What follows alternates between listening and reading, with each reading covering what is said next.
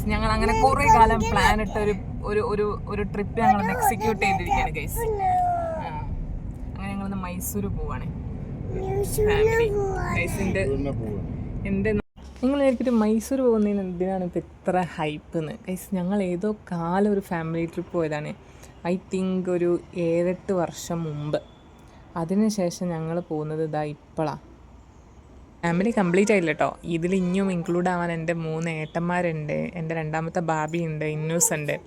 ഇവരാരും ഇപ്പോൾ നാട്ടിലില്ല. അപ്പം അവൈലബിൾ ആയിട്ടുള്ള ഞങ്ങൾ പോയ ട്രിപ്പാണിത്.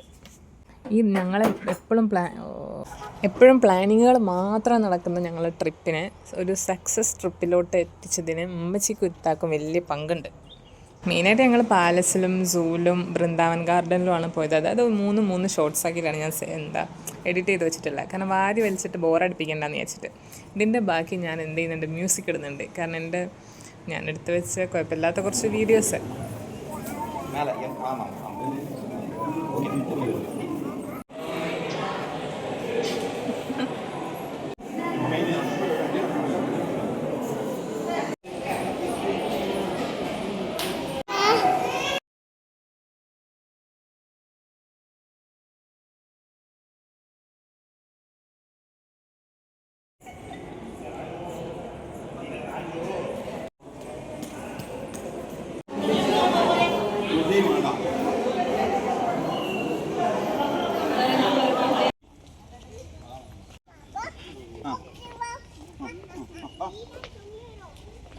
ഞാൻ കൊടുക്കും.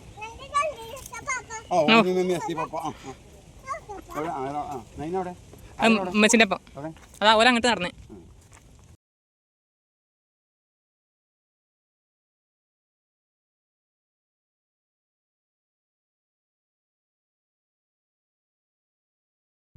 അടുത്ത നമ്മൾ പോകണമെങ്കിൽ സൂവിലോട്ടാണ്.